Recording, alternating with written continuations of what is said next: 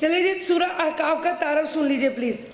اس سورہ کی آیت نمبر 29 اور 30 سے معلوم ہوتا ہے کہ یہ اس وقت نازل ہوئی تھی جب جنات کی ایک جماعت نے حضور نبی کریم صلی اللہ علیہ وآلہ وسلم سے قرآن کریم سنا تھا۔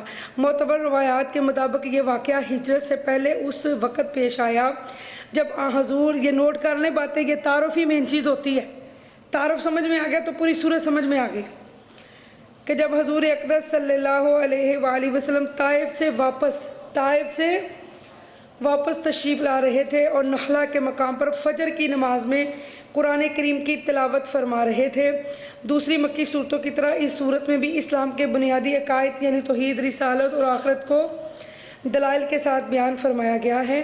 اسی زمانے میں اس قسم کے واقعات پیش آ رہے تھے کہ ایک ہی گھرانے میں والدین مسلمان ہو گئے اور اولاد مسلمان نہیں ہوئی، اور اس نے اپنے والدین کو ملامت شروع کر دی کہ وہ کیوں اسلام لائے۔ اس کے برعکس بعض گھرانوں میں اولاد مسلمان ہو گئی اور والدین مسلمان نہ ہوئے اور انہوں نے اولاد پر تشدد شروع کر دیا۔ اس صورت کی آیت نمبر 16 سے 17 تک میں اسی قسم کے صورتحال کا تذکرہ کیا گیا ہے اور اس پس منظر میں اولاد پر ماں باپ کے حقوق بیان فرمائے گئے ہیں۔ اس کے علاوہ ماضی میں جن قوموں نے کفر اور نافرمانی کی روش اختیار کی ان کے برے انجام کا حوالہ دیا گیا ہے، اور قوم عاد کا خاص طور پر اس صورت میں ذکر فرمایا گیا ہے کہ جس جگہ یہ قوم آباد تھی وہاں بہت سے ریت کے ٹیلے تھے جنہیں عربی زبان میں احقاف کہا جاتا ہے۔ یعنی قوم عاد جہاں آباد تھی وہاں کیا تھا؟ ریت کے ٹیلے تھے جنہیں عربی زبان میں کیا کہا جاتا ہے؟ احقاف کہا جاتا ہے۔ اسی مناسبت سے سورہ کا نام بھی سورہ احقاف ہے۔ ٹھیک ہے جی، اب ہم پڑھتے ہیں بسم اللہ الرحمن الرحیم۔ اللہ کے نام سے شروع جو بہت مہربان اور نہایت رحم فرمانے والا ہے۔ تنزیل الکتاب من اللہ العزیز الحکیم۔ حامیم، حقیقی معنی اللہ رسول ہی بہتر جانتے ہیں۔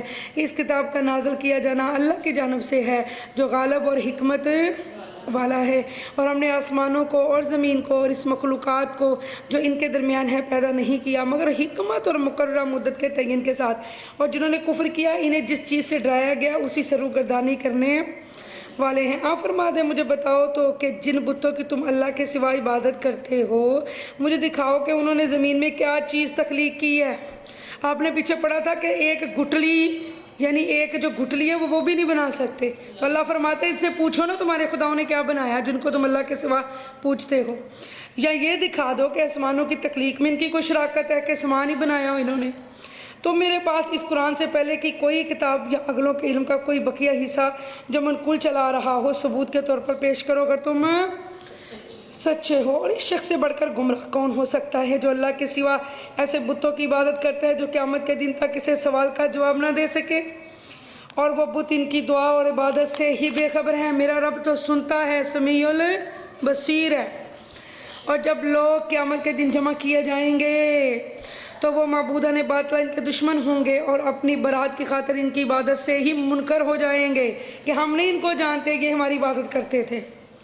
اور جب ان پر ہماری واضح آیتیں پڑھی جاتی ہیں تو جو لوگ کفر کر رہے ہیں یعنی قرآن کے بارے میں جبکہ وہ ان کے پاس آ چکا کہتے ہیں یہ کھلا جادو ہے۔ چلو یہودی، عیسائی، مشرکین وہ تو کرتے ہی کرتے ہیں، لیکن اگر مسلمان قرآن نہ پڑھے تو اس کا کیا حال ہوگا؟ کیا وہ لوگ یہ کہتے ہیں کہ اس قرآن کو پیغمبر نے گھڑ لیا ہے؟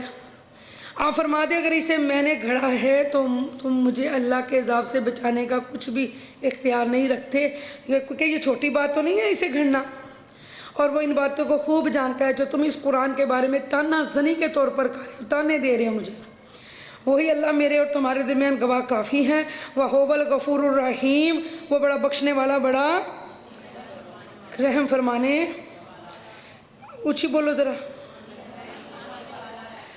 آپ فرما دیں کہ میں انسانوں کی طرف کوئی پہلا رسول نہیں آیا کہ مجھ سے قبل رسالت کی کوئی مثال ہی نہ ہو، اور میں از خود یعنی محض اپنی عقل اور ضروریت سے نہیں جانتا کہ میرے ساتھ کیا سلوک کیا جائے گا اور نہ وہ جو تمہارے ساتھ کیا جائے گا۔ میرا علم تو یہ ہے کہ میں صرف اس وحی کی پیروی کرتا ہوں جو میری طرف بھیجی جاتی ہے، وہی مجھے ہر شے کا علم عطا کرتی ہے، اور میں تو صرف اس علم بالوحی کی بنا پر واضح ڈر سنانے वाला हो।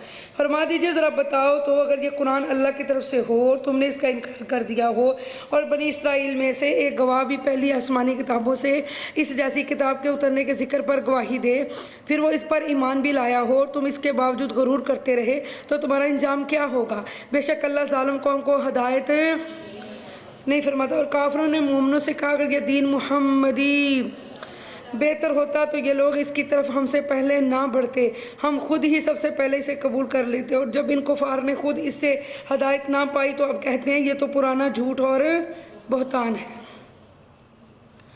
और इससे पहले मूसा की किताब तुरात पेशवा और रहमत थी, और ये किताब इसकी तस्दीक करने वाली है, अरबी ज़ुबान में है, ताकि इन लोगों को डराए जिन्होंने जुल्म किया, नेकोकारों के लिए खुशखबरी है।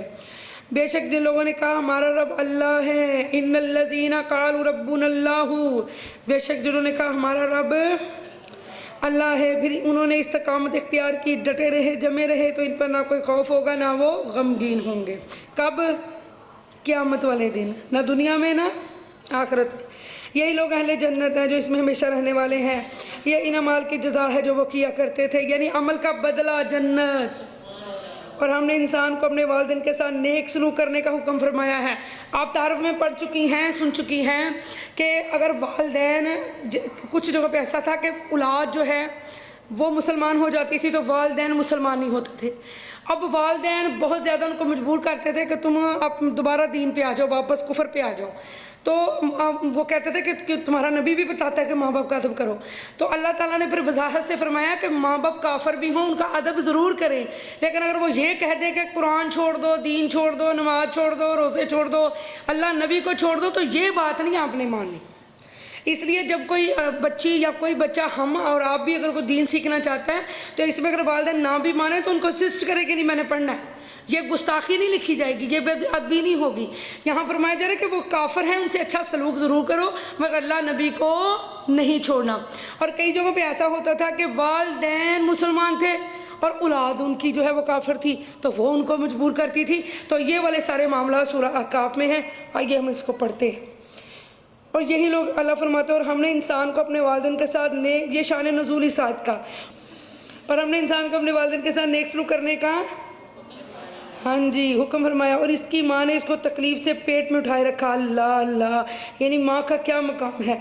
और इसे तकलीफ़ के साथ जना, और इसका पेट में उठाना, इसका दूध छुड़ाना, यानी ज़माना हमल और रज़ाइयत 30 माह पर मुश्तमिल है, 3 साल, यहाँ तक कि वो अपनी जवानी को पहुँच जाता है, और फिर 40 साल की पुख्ता उम्र को पहुँचता है। 40 साल तक माँ के दूध का असर रहता है।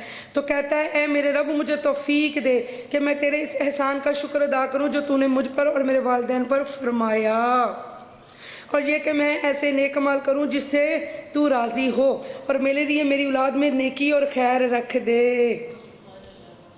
अब आप लोग देखो कि अपनी औलाद के लिए क्या करनी चाहिए, दुआ करनी चाहिए। सब बोले अल्लाहु अकबर, मिल के बोलें।